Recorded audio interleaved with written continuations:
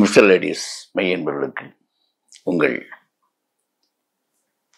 பாரம்பரிய வைத்தியர் உங்கள் ராஜசூரியன். அற்புதம், ஆனந்தம், மெய் என்பவர்களே. அதாவது இந்த சுகர் பேஷண்ட்லாம் இருக்காங்க இல்லையா, இவங்களுக்காக நாளொரு மேனி பொழுதொரு வண்ணமுமா நம்ம மிஸ்டர் லேடிஸில் நிறைய பதிவுகளை நம்ம கொடுத்துட்ருக்கோம். அதில் எல்லோரும், ஏன்னா எல்லாருக்கும் எல்லாமே கிடைச்சுன்னு சொல்ல முடியாது இல்லையா, அதனால தான் நிறைய அந்த மருந்துகளின் மார்க்கங்களை நிறைய சொல்லிக்கிட்டு இருக்கோம். அதில் ஒரு மார்க்கம் தான் இப்போ நம்ம சொல்ல போகிறோம். ஏன்னா நிறைய சொல்லியிருக்கோம், இது ஒரு மார்க்கம். சுகரை இப்படியும் கூட குறைக்கல. இதெல்லாம் அனுபவ ரீதியாக நான் பேசுவது, நல்லா புரிஞ்சுக்கணும். அதாவது உணவே மருந்து, மருந்தே உணவு அப்படிங்கிற ஒரு விஷயத்துல தான் நம்ம பேச வர்றோம், சரியா?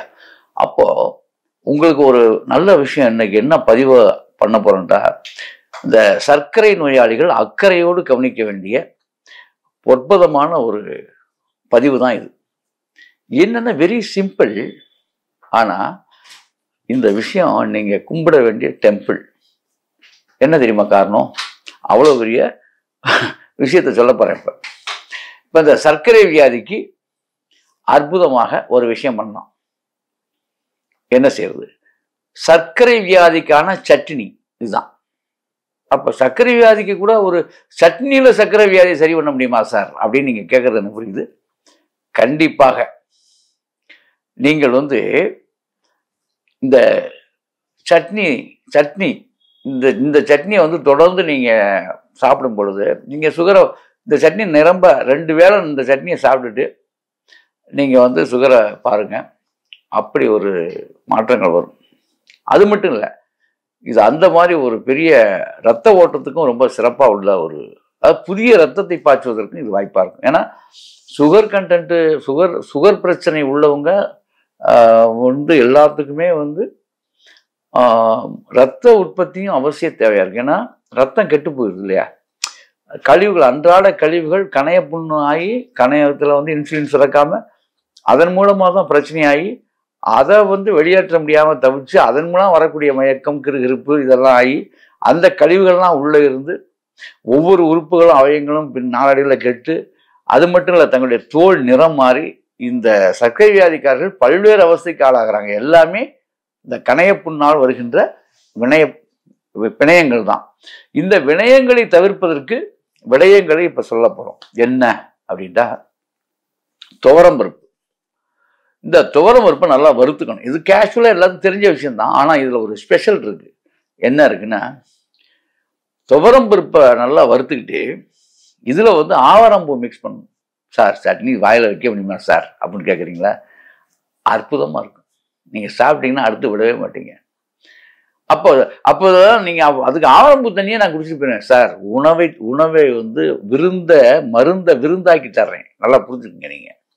அப்போ இதில் என்ன அப்படின்னா, இது கேஷுவலாக பண்ணலாம். நீங்கள் அழகாக எல்லா இடத்துலையுமே இது நாட்டு மருந்து கடையில் இந்த பூ விற்கிது, பூவாகவே விற்கிறாங்க. நிறைய நீங்கள் வாங்கி வச்சுக்கலாம். வாங்கி நீங்கள் சாப்பிட்டு பாருங்கள், தினமும் சாப்பிட்லாம். துவரம்பருப்புடைய தன்மை இன்னைக்கு சொல்லிடுறேன். அதுக்கு பேரே துவரை. இனிப்பு நோய்க்கு எதிரி யார் தெரியுமா? கசப்பு கிடையாது, நல்லா புரிஞ்சுக்கணும். அந்த மாதிரி நீ யாராவது ஒருத்தர் நினைச்சீங்கன்னா நீங்கள் புற்றுநோய்க்கு தான் ஆளாகும்.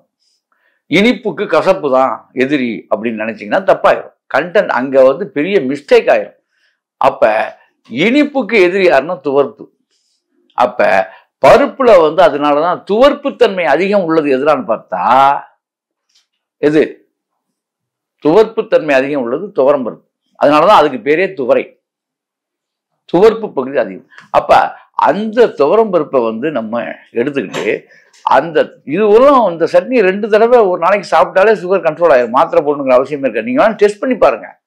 இது சும்மா அப்படியே விட்டுறக்கூடாது. நீங்க அது மாதிரி சாப்பிட்டுட்டு டெஸ்ட்டும் பண்ணணும். மாத்திரை போடாம கண்ட்ரோல் ஆயிருக்குதா இப்ப அப்படின்னு பார்க்கணும். அப்ப அப்ப என்ன சேர்த்துக்கணும்? ஒரு 100 கிராம் துவரம்பருப்பை வறுத்துக்கணும். இந்த ஆவரம்பூ இருக்கு இல்லையா, ஆவரம்பூ 100 கிராம் துவரம்பருப்புக்கு 25 கிராம் ஆவரம்பூ போதும். வச்சு அதை வச்சுக்கணும். அப்ப இது 2ஐயும் போட்டீங்களா, இதோட விடக்கூடாது. ஏன்னா இங்க ரத்த புஷ்டியும் உருவானும்ல. 25 கிராம் கறிவேப்பிலையும் அதை சேர்த்தணும். கருவேப்பிலை, துவரம்பருப்பு, இது ஆவரம்பூ வறுக்கணும். எல்லாமே இளம் வறுப்பாக வறுத்தரணும். அதாவது இது கூட சொல்கிறேன், ஆவரம்பூ வரைக்குமே சொல்கிறேன். எல்லாம் ஒன்றா போட்டு துவரம் எல்லாம் வறுத்து அதில் வந்து கொஞ்சமாக, அதாவது புளி சேர்த்துக்கணும். புளி சேர்க்கலாமா சார்? இதுன்னா புளிப்பும் உவர்ப்பும் சேரும் பொழுது அங்கே வந்து சிறப்பான ஒரு மருத்துவ ஆற்றல் மேம்படும். அதுக்கு வந்து புளிப்பு சேர்க்கணும். அப்போ புளிப்பு, அப்போ இதுக்கு மட்டும் நீங்கள் அப்படி சொல்கிறீங்க, எல்லாமே தவிர்க்கிறீங்க அப்படின்னா, நான் சொல்லிக்கிட்ட எல்லாமே கெட்டதல்ல, எல்லாமே நல்லதும் அல்ல. அதை நீங்கள் முதல்ல புரிஞ்சுக்கணும். எல்லோருக்கும் எல்லாமும் நல்லதல்ல, எல்லோருக்கும் எல்லாமும் கெட்டதும் அல்ல. சரியா? அப்போ இதில் கொஞ்சம் புளி சேர்த்துக்கணும். புளி மட்டும் சேர்த்துக்கிட்டு வறுத்த உப்பை வறுத்து, அந்த வறுபட்ட உப்பு தேவையான அளவு போட்டுங்க. இவ்வளோதாங்க. இதில் போட்டு நீங்கள் வறுத்துட்டு மிக்சியில் போட்டு அடிச்சுட்டு நீங்கள் அப்படி இது காரம் வச்சுக்கலாம். காரம், அதாவது இனிப்பு நோய் உள்ளவர்கள், இனிப்பு மனிதர்கள் எல்லாருமே காரம் சிறப்பாக சாப்பிடலாம். துவர்ப்பும் காரமும் போற்றுதலுக்குரியது, நீங்கள் சாப்பிட வேண்டிய ஒரு சுவை. அப்போ வந்து தேவையான அளவுக்கு நீங்கள் வந்து வரமிளகாய், பச்சை மிளகாய் சேர்க்கக்கூடாது. பச்சை மிளகாய் சேர்த்தீங்கன்னா குடலுக்கு ஆகாது. அது எல்லாத்துக்குமே, அதை கொஞ்சம் ஏன்னா எல்லாருமே இப்போ வந்து வேறு மசாலா ஐட்டம்லாம் வெளியே சாப்பிட்றதுனால உங்களுக்கு வந்து குடல் புண்ணோடு தான் இருப்பீங்க. அதனால் பச்சை மிளகாய் வந்து நீங்கள் அவாய்ட் பண்ணிடுங்க. முடிஞ்ச வரைக்கும் பச்சை மிளகாய் அவாய்ட் பண்ணிடுங்க. ரெண்டாவது, பச்சை மிளகாய் அப்பெல்லாம் காரம் அடிக்கிற மாதிரி தெரியல, எல்லாம் கசக்கிற மாதிரி இருக்குது. பழைய மிளகா மாதிரிலாம் ஒன்றும் இல்லை. அதனால் நீங்கள் வந்து அதுலேயும் தேனி மிளகாய்னு ஒரு குண்டு மிளகாய் வரும், கருப்பு. அந்த மிளகாய் வந்து ஒரு மிளகாய் போட்டாலும் காரம் அடிக்கும். அந்த மிளகாய் நீங்கள் வாங்கி வச்சுருங்க. எப்படி? தேனி மிளகாய்னு கேளுங்க. சின்னதாக இருக்கும், குண்டாக இருக்கும். அந்த மிளகாய் காரமாக இருக்கும், இன்னைக்கு காரசாரமாக இருக்கும். அந்த மிளகாயை போட்டு வந்து அந்த சட்னி அரைச்சி நீங்கள் சாப்பிட்டீங்க, நீங்கள் தொட்டுட்டு நீங்கள் சாப்பாடு எடுத்தீங்கன்னா அந்த சாப்பாடு ஃபுல்லாக சாப்பிட்றீங்க. அவ்வளோ சுவையாக இருக்கும். இன்னொரு விஷயம் இல்லை, உங்களுடைய சுகருக்கு மருந்தாகவும் இருக்கும். இந்த சட்னியை 2 வேளையுமே நீங்கள் வச்சுக்கலாம், விடாமல் 2 வேளையும் வச்சுக்கிட்டு நல்லா வெட்டி சாப்பிடலாம். இட்லி சாப்பிட்ணுன்னு நினைக்கிறவங்க கூட சாப்பிடலாம், தப்பு இல்லை. ஏன்னா இங்கே தான் இருக்குதே சமாச்சாரம், அதனால் பிரச்சனை இல்லை. ஆக இதை வந்து தொடர்ந்து ஒரு 48 நாள் நீங்கள் வந்து பண்ணிங்கன்னு வச்சுங்களேன், இதுவே சுகருக்கு அருமருந்தாக மாறும். மாத்திரை போட வேண்டிய அவசியத்துலேருந்து கொஞ்சம் கண்ட்ரோல் பண்ணிடும் உங்களை. இதுவே கண்ட்ரோல் தான். இதை சாப்பிட்டு என்ன பண்ணணும், வெந்தய காப்பி, இதை டிஃபன் சாப்பிட்றீங்க காலையில், இந்த சட்னியில் வெந்தய காப்பி ஒன்று போட்டுருணும் வீட்டில். எப்படி?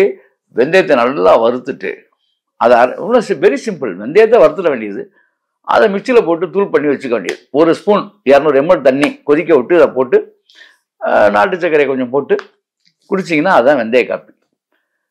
அதாவது ஃபில்டர் காப்பிக்கு நிகரான உங்களுடைய காப்பி. இது யார் காப்பி? நம்முடைய இனிப்பு சொந்தங்களுக்கு இனிய காப்பி.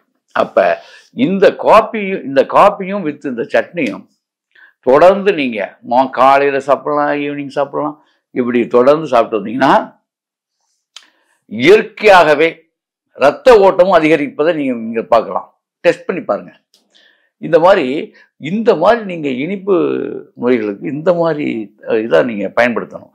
இன்றைக்கு நம்முடைய மிஸ்டர் லேடிஸில் இந்த சட்னி மூலமாகவே நம்ம வந்து எதுக்கு சர்க்கரை நோய்க்கு சாட்டை அடி கொடுத்துருக்கோம் அப்படிங்கிறத நீங்கள் முதல்ல புரிஞ்சுக்கணும். ஆகவே நண்பர்களே, இப்படி செய்து அப்படி வாழுங்கள். அற்புதம், ஆனந்தம்.